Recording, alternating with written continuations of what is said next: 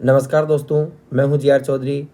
मेरी YouTube class only RPSC with Gudad Ram में आपका तहे दिल से स्वागत है।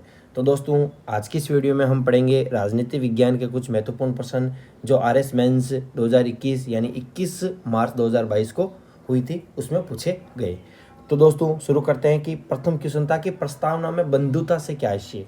तो प्रस्तावना के अनुसार बंधुत्व में दो बातों को सुनिश्चित करना होगा, यानी एक तो व्यक्ति का सम्मान, दूसरा देश की एकता और अखंडता का सम्मान करना होगा। यही बंधुता का आशय है, प्रस्तावना में दिया गया है। तो अनुच्छेद 103 के अंतर्गत निर्वाचन आयोग की भूमिका बतानी थी। तो निर्वाचन आयोग की भूमिका 103 के अनुच्छेद के अंतर्गत दी गई है कि राष्ट्रपति संसद सदस्यों की अयोग्यता के बारे में जो भी प्रश्न है उस पर निर्वाचन आयोग से क्या लेगा, सलाह लेगा। अगला है इब्राहिम समझौता। तो इब्राहिम समझौता क्या है? तो हाल ही में खाड़ी देश बहरीन और संयुक्त अरब अमीरात ने इजराइल के साथ इब्राहिम एकॉर्ड पर हस्ताक्षर किए। और कहाँ पे किए हैं? व्हाइट हाउस अमेरिका में। किसकी अध्यक्षता में? अमेरिका के पूर्व राष्ट्रपति डोनाल्ड ट्रंप की अध्यक्षता में ये समझौता हुआ है। इस समझौते के अनुसार यूएई ने औपचारिक रूप से इजराइल राज्य को मान्यता दी है और ये एक शांति समझौता था। थर्ड क्या है?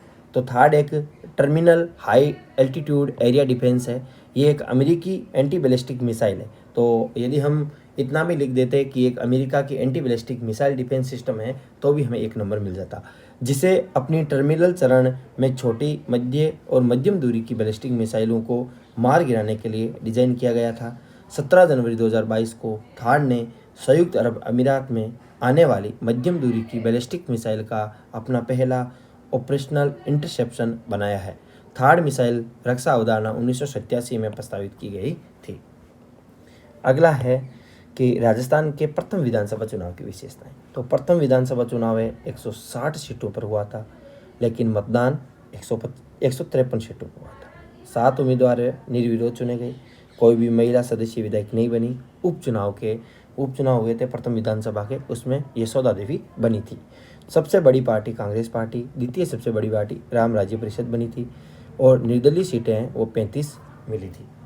विधानसभा उपचुनाव में पहली महिला विधायक बनी थी श्रीमती यशोदा देवी। इस चुनाव में सर्वाधिक विधानसभा उपचुनाव हुए थे, तो ये एक अनोखा रिकॉर्ड अभी तक है। तो प्रथम विधानसभा चुनाव के बाद जो उपचुनाव हुए थे वो सर्वाधिक लगभग 17 बार हुए थे। राज्य की प्रथम लोकतांत्रिक सरकार है वो सीएम टीकाराम पालीवाल के नेतृत्व में बनी थी।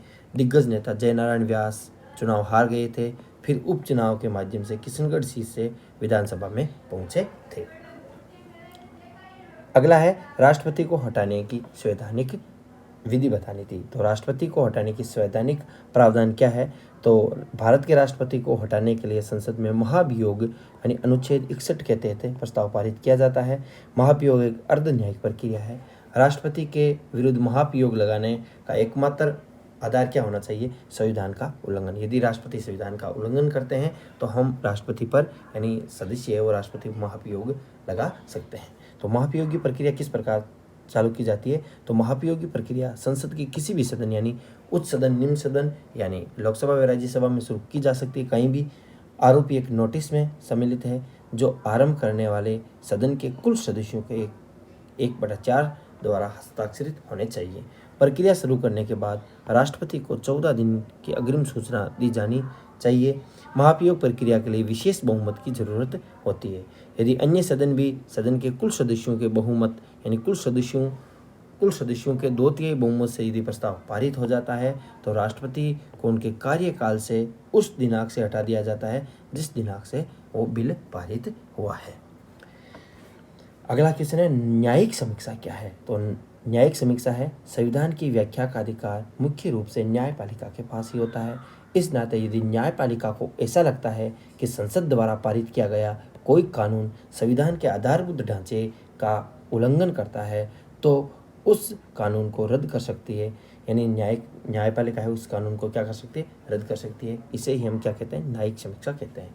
कानून की रक्षा और मौलिक अधिकारों का क्रियान्वयन करना न्यायिक समीक्षा का ही कार्य है। यदि नागरिकों के अधिकारों का उल्लंघन हो न्यायपालिका की शरण ली जा सकती है। न्यायिक समीक्षा में सरकारी कार्यवाही को वैध बनाना और सरकार द्वारा किए गए अनुचित कृत्यों के खिलाफ संविधान का संरक्षण करना ही न्यायिक समीक्षा का मुख्य उद्देश्य है। अगला है क्वाड। क्वाड की हिंद प्रशांत क्षेत्र में रणनीतिक भूमिका बतानी थी। तो क्वाड क्या है? तो क्वाड है वो 4 देशों का एक संगठन है जिसमें भारत, संयुक्त राज्य अमेरिका, जापान और ऑस्ट्रेलिया शामिल है।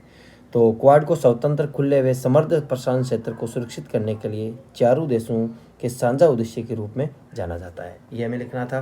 तो रणनीतिक भूमिका क्या है? तो क्वाड किस कारण, यानी हिंद प्रशांत क्षेत्र क्वाड के लिए किस प्रकार रणनीतिक महत्व रखता है? तो हिंद प्रशांत की अवस्थिति इस प्रकार की है कि ये चारों देशों के लिए महत्वपूर्ण है। विश्व की विभिन्न शक्तियों के मध्य कूटनीतिक व संघर्ष का नया मंच है वो यह क्वाड है। विश्व व्यापार की 75% वस्तुओं का आयात निर्यात इसी हिंद प्रशांत क्षेत्र से होता है। विश्व की जीडीपी में 60% योगदान इसी क्षेत्र का है, हिंद प्रशांत क्षेत्र का है, जिसमें पेट्रोलियम उत्पाद मुख्य रूप से है। हिंद प्रशांत क्षेत्र में विश्व के 38 देश सम्मिलित है, जिसमें जो कि विश्व की कुल आबादी का 65% हिस्सा रखते हैं। वैश्विक सुरक्षा और नई विश्व व्यवस्था की कुंजी इसी क्षेत्र में है। दक्षिणी चीनी सागर विवाद जैसे आसियान राष्ट्र और चीन के मध्य है, तो भी इसीलिए भी ये अमेरिका और भारत के लिए महत्वपूर्ण बन जाता है। मलक्का जल डमरू संधि जिसमें इंडोनेशिया व रणनीतिक व व्यापारिक दृष्टि से महत्वपूर्ण है। निष्कर्ष निकलता है कि इन सभी बिंदु से स्पष्ट होता है कि हिंद प्रशांत क्षेत्र क्वाड समूह के देशों के लिए एक मील का पत्थर साबित होगा। तो दोस्तों ये क्वेश्चन थे। और अगला क्वेश्चन था कि ग्राम सभा को राजस्थान में मजबूत करने के सुझाव बताने थे अपनी तरफ से। तो स्वयं का बजट, यानी ग्राम पंचायत का स्वयं का बजट होना चाहिए, जिस तरह केंद्र व राज्य सरकार की तरह ग्राम पंचायत का भी अपना बजट होना अनिवार्य है, जिससे पंचायत है वो वित्तीय मामलों में आत्मनिर्भर बन सके। पंचायत कार्यों का सामाजिक ऑडिट भी होना चाहिए। पंचायत के निर्वाचित सदस्य और राज्य द्वारा नियुक्त पदाधिकारियों के अनुक्रम में पारदर्शिता होनी चाहिए ताकि दोनों के बीच समन्वय यानी तालमेल बैठा रहे। महिलाओं की भागीदारी ज़्यादा से ज़्यादा सुनिश्चित होनी चाहिए। पंचायतों का निर्वाचन नियत समय पर राज्य निर्वाचन आयोग द्वारा किया जाना चाहिए और क्षेत्रीय संगठनों का हस्तक्षेप नहीं होना चाहिए। साक्षरता, शिक्षा, स्वास्थ्य और पोषण स्तर को उच्च करना चाहिए और प्रत्येक यानी समाज के प्रत्येक वर्ग के लोगों का उत्थान होना जरूरी है। समाज के सभी समुदायों के बीच एकता और सौहार्द बनाए रखना। ग्राम सभा का आयोजन हर महीने में और समय पर कार्यों की समीक्षा करना। अगला था कि योजना आयोग में नीति आयोग में अंतर बताना था और यह भारतीय संघवाद को कैसे प्रभावित करते हैं यह भी बताना था। तो नीति आयोग है ये एक सलाहकार थिंक टैंक के रूप में कार्य करता है और योजना आयोग है वो एक संवैधानिक निकाय है, लेकिन इसे संवैधानिक निकाय का दर्जा नहीं मिला है। यह सदस्यों की व्यापक विशेषता पर बल देता है, यह सीमित विशेषज्ञता पर निर्भर है। यह सहकारी संघवाद की भावना पर कार्य करता है क्योंकि यह राज्यों की समान भागीदारी सुनिश्चित करता है।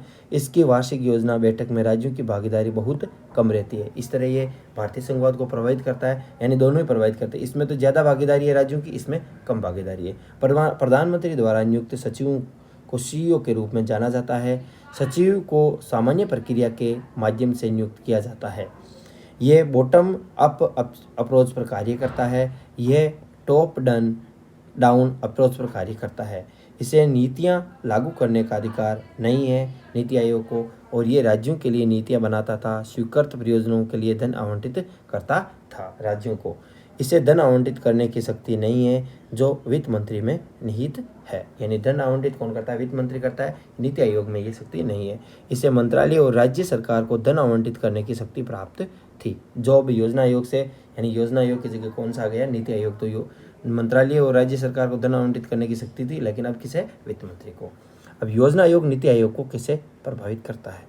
तो योजना आयोग की केंद्रीय भूमिका है वो भी भारतीय संघवाद को प्रभावित करती थी। नीतियों में एकरूपता, योजना के लिए धन की पूर्ति करना, आपूर्ति अनुदान राज्यों को करना, योजना की निर्माण प्रक्रिया में केंद्रीकरण, यानी मुख्य रूप से केंद्र की ही भूमिका रहती थी, राज्यों की भूमिका कम रहती थी। पीएम का वर्चस्व ज़्यादा था। राज्य सूची के विषय पर केंद्रीय हस्तक्षेप, यानी राज्य सूची के विषयों पर भी केंद्र सरकार है, यदि विवाद होने पर, यानी कोई भी राज्य सूची है, यदि केंद्र और राज्य के बीच विवाद होगा तो राज्य सरकार ही उस पर कानून बनाएगी। योजना क्रियान्वयन का अधीक्षण राष्ट्रीय विकास परिषद एक संवैधानिक निकाय नहीं थी, तो भी केंद्र और राज्य के बीच सुपर कैबिनेट के रूप में काम करती थी।